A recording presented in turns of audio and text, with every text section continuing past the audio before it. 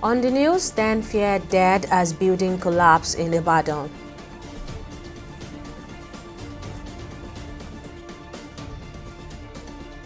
Abductor Cardinal Doctor regains freedom after 10 months in captivity.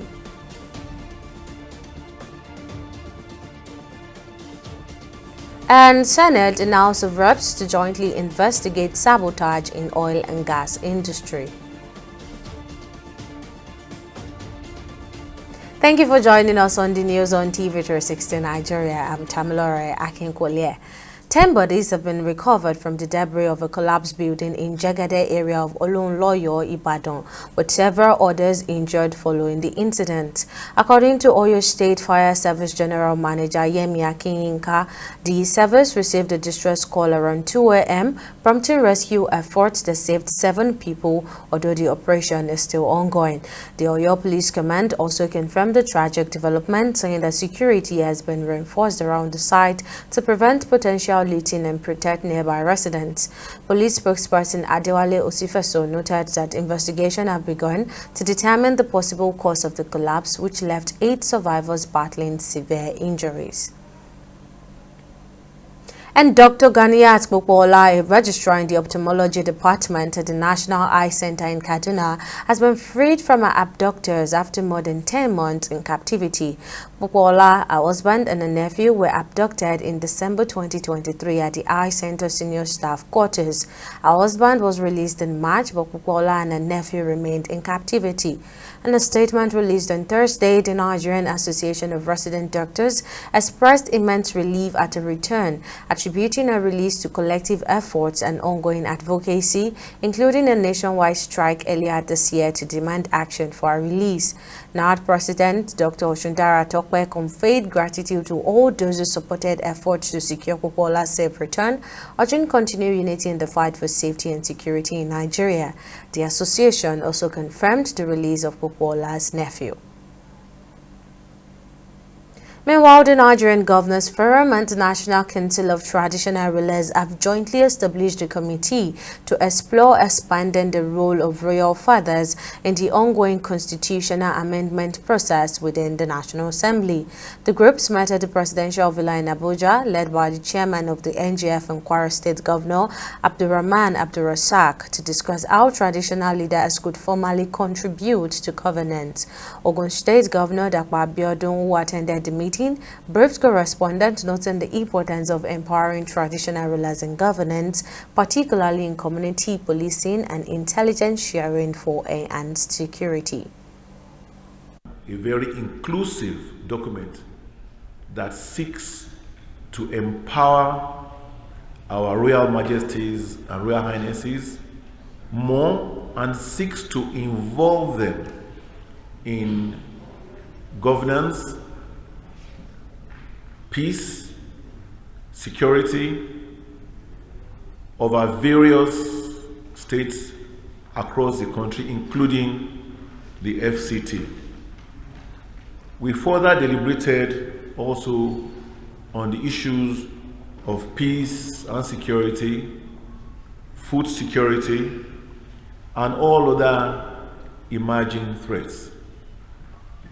The participation of our traditional rulers was also again underscored, more so since they are the closest to the grassroots. So we served this country 30 years, 40 years before we retired, and now we returned back to another assignment of leading our people. So I think we're best of our crops that can conveniently lead our people and address the challenging problems we are facing in terms of social, political, social, economic, and security, peace, and what have you in this country. So we are called upon by this forum to be together to become a very, very significant and important stakeholder towards achieving these noble objectives. President Bola Tinubu has assured lawmakers from Kebbi State that his administration will strengthen security efforts to protect lives and property in the north. After a meeting at the Aso Rock Villa, Senator Adamu Alero, representing Kebbi Central, said while Kebbi enjoys relative peace, bandit infiltration from bordering areas has impacted farming activities. Alero shared that Tinubu is committed to clearing bandit hideouts in Kebbi and neighboring states, ensuring farmers' safety as they prepare for successful harvest season and bumper crop yields. In addition to security matters, Alero expressed gratitude on behalf of Kebbi lawmakers for President Tinubu's recent flag-off of the long-awaited Sokoto-Badagry Road project, which has been neglected for nearly 5 decades. Just last week, the Federal Executive Council approved the construction of over 3 federal roads in Kebbi. We are also very, very grateful to Mr. President, and that's why we find it necessary to come and express our appreciation. In addition to that, Mr. President has taken a number of initiatives to ensure that insecurity, banditry in particular, is a thing of the past in Kebbi State. The police, the army, the Air Force have done quite a lot, and we urge Mr. President to do more. We need security to be beefed up in that area because this is harvesting period. We don't want farmers to be harassed. We want farmers to have good harvest. As you all know, there is bumper harvest this year. And we don't want a situation where bandits will come and start burning crops. That will be an exercise in futility if it happens. So Mr. President has assured us that more measures will be taken to ensure security of lives and property, not only in Kebbi, but the whole of Nigeria. The Nigerian Senate has reaffirmed that its ad hoc committee investigating alleged economic sabotage in Nigeria's oil and gas sector is still operational, countering recent media reports that suggested the probe has been discontinued. During the motion presented on Thursday, Senate leader Michael Bamidele urged the chamber to reverse its previous decision on investigation. He noted that the House of Representatives has also established a similar ad hoc committee to probe the same issues, highlighting the importance of collaborative effort between both legislative bodies. Bamidele stressed the need for both the Senate and House of Representatives to work together in addressing the alleged sabotage affecting Nigeria's oil and gas sector.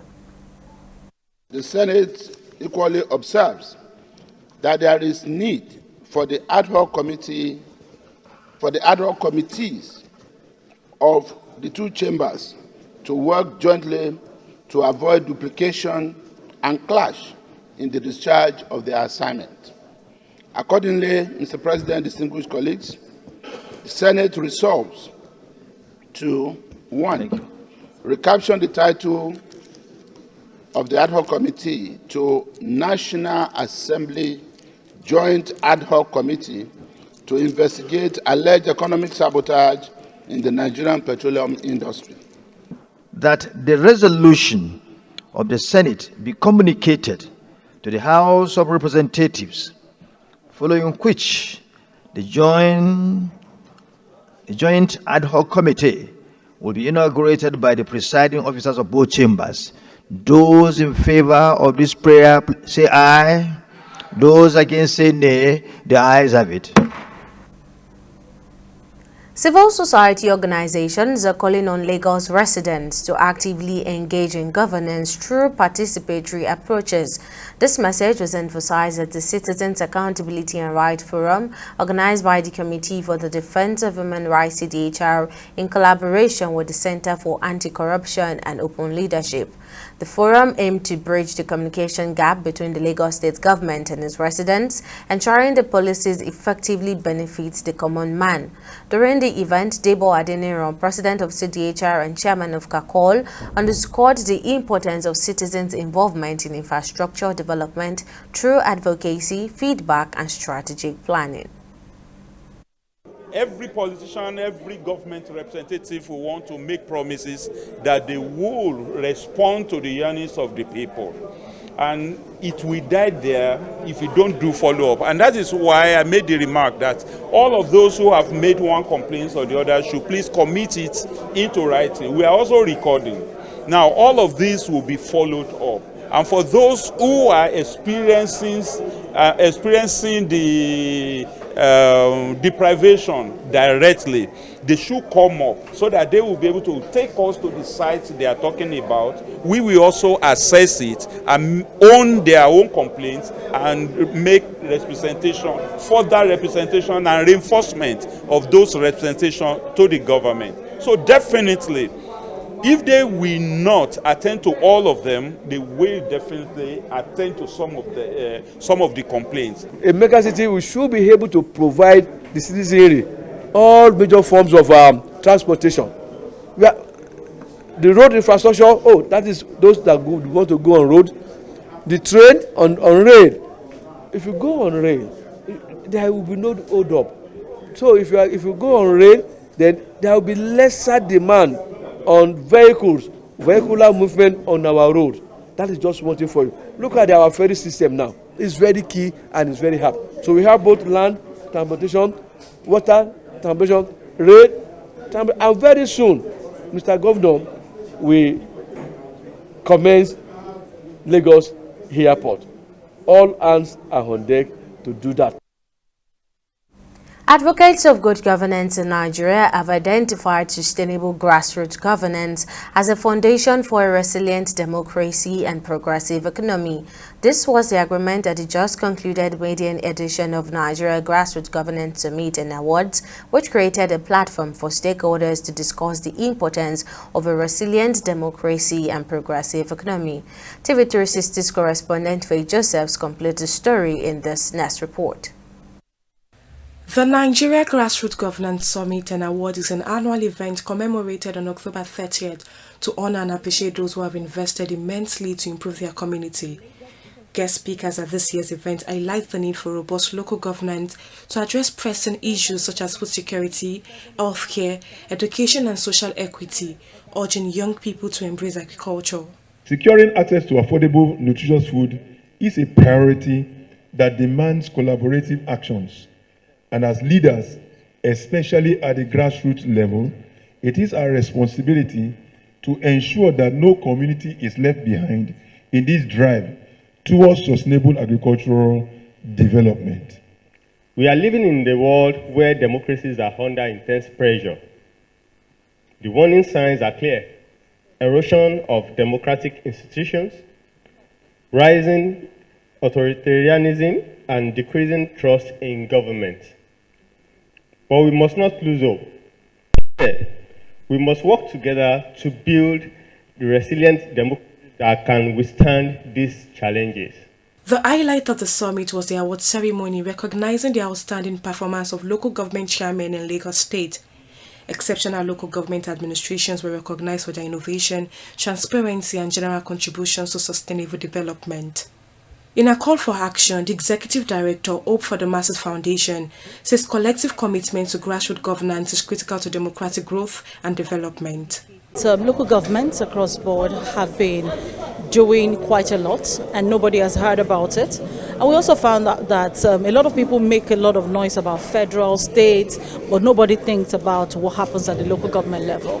Coincidentally, the law on the wing of the Supreme Court on the autonomy, the financial autonomy of local governments came out at almost the same time we were planning. So we said to ourselves, why not shine the light on what is possible when you give autonomy to local governments?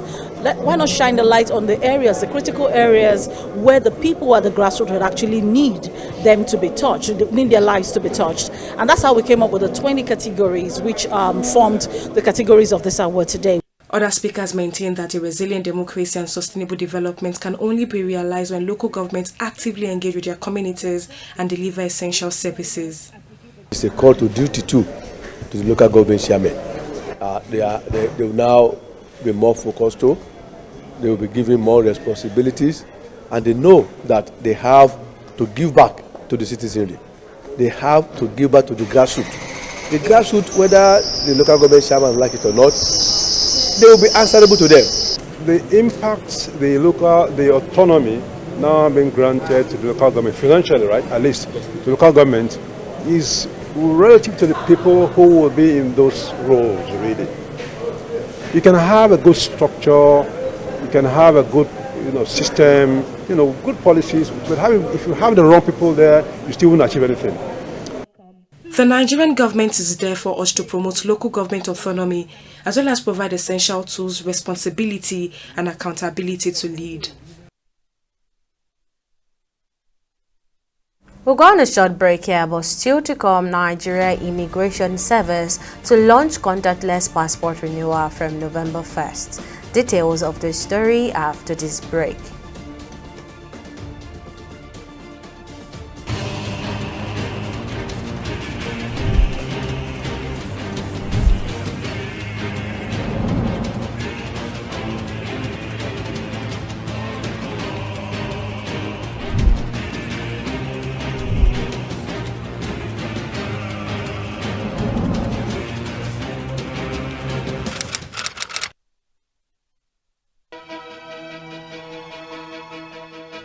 Opinions are free, facts are sacred, but truth is universal.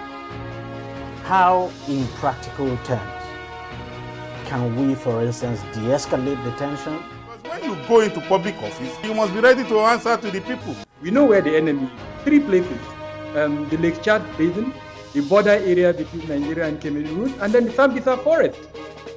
On Digi 360, we give you a complete dose of everything. Opinion, facts and undiluted truth. I hardly believe what politicians have said in this part of the world. A new Nigeria is possible, a future is possible. We delve into the issues, dissect it so that you can understand it, use it to take action. I don't think there's any need for any governor to look for grant for ranching. Digi 360, dissecting the issues.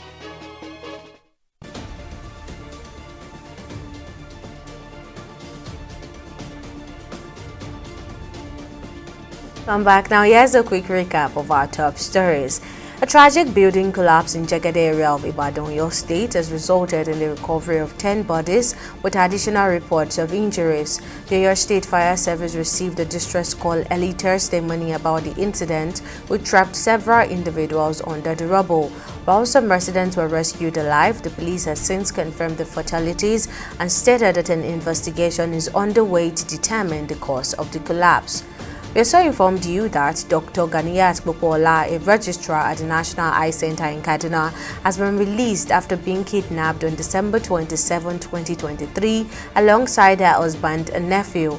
While her husband was freed in March following negotiations with the abductors, Bopola and her nephew remained captive for over 10 months.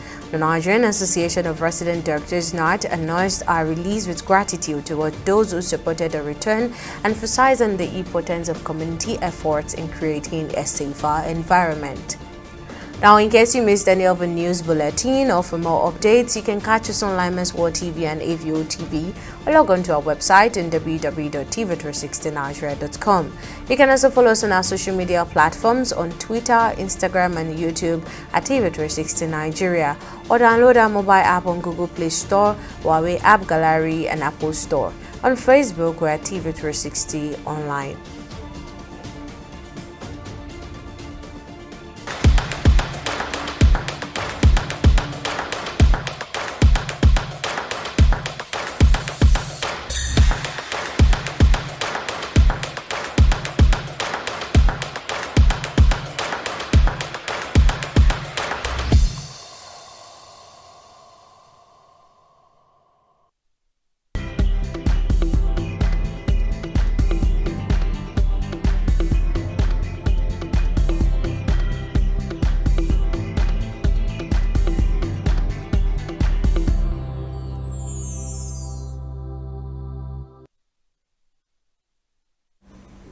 It's now time for business news, and Victoria Konde is on standby. What's the latest, Victoria? Thank you very much, Tammy. Welcome to Business News. Well, the Nigerian Immigration Service, NIS, has announced plans to roll out a phased contactless passport renewal system beginning in Canada on November 1st, 2024. This initiative, designed to simplify and modernize the passport renewal process, allows Nigerians to apply for passport renewals online, reducing the need for in-person visits to NIS offices. Following Canada, the service will extend to the UK, USA, and Italy on November 15, and by December 1st, it will be available in Nigeria and other global locations. The new system was officially announced on Wednesday via NIS's X account. The phased rollout is set to enhance accessibility for Nigerians globally, allowing citizens to renew passports seamlessly from any location without the need to visit NIS offices. I will go on a short break now and be back with stock market reports.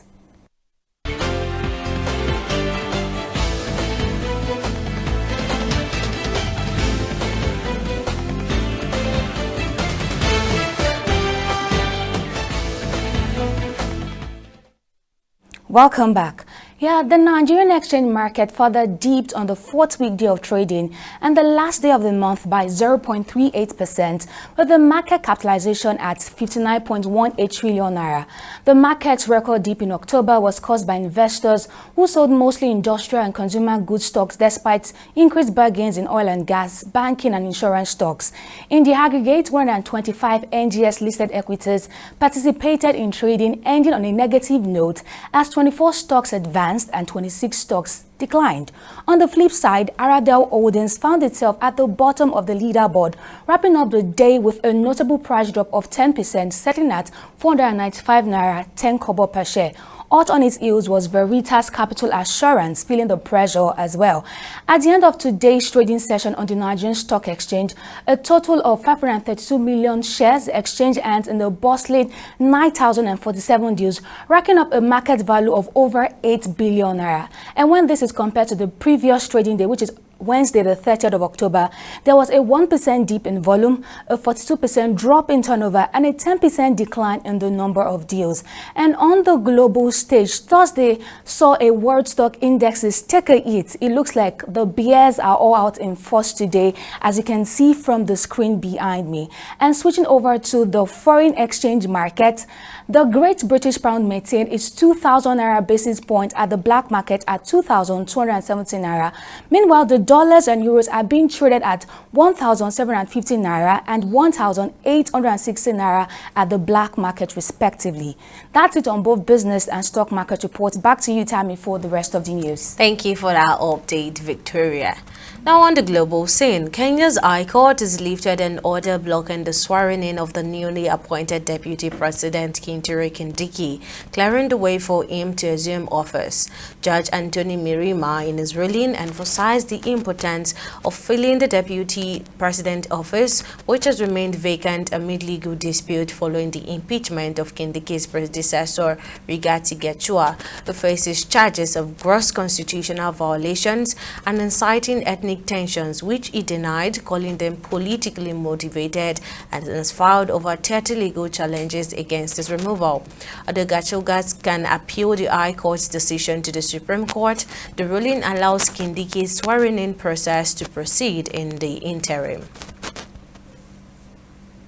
Still on the global scene, Spain has entered a 3-day mourning period as rescuers, aided by drones and military personnel, work to locate survivors following devastating floods that has claimed 95 lives. Flags are at half-mast on government buildings nationwide in a somber tribute to those affected by the storm that triggered widespread torrential rains, sweeping away vehicles, homes, and entire communities. Now, more than 1,200 military personnel joined emergency teams on Thursday, combing through mud-coated towns and villages to search for missing and clear debris-clogged roads. Government officials have also warned that the death toll could increase as some areas remained inaccessible to rescue teams through Wednesday, hampering recovery efforts. And finally, on sport, the Spanish Football Federation has postponed Real Madrid's La Liga away match against Valencia this weekend, along with Villarreal's home game due to severe flooding in eastern Spain that has claimed over 95 lives. La Liga has requested its suspension, which also includes 3 second division matches involving teams from impacted areas. And still on sports, the Football Association has formally apologized to Ikra Ismail, a Muslim footballer for United Dragons, after she was barred from participating in a Greater London Women's Football League match for choosing not to wear shorts in accordance with her religious beliefs. Ismail was prepared to enter as a substitute during Sunday's game against Tower Hamlet, but was altered by the referee. Following the incident, the FA confirmed that Ismail will be permitted to wear tracksuit bottoms in future matches, recognizing a need for religious accommodation. And that wraps up our bulletin on the news. Many thanks for watching. See you again next time.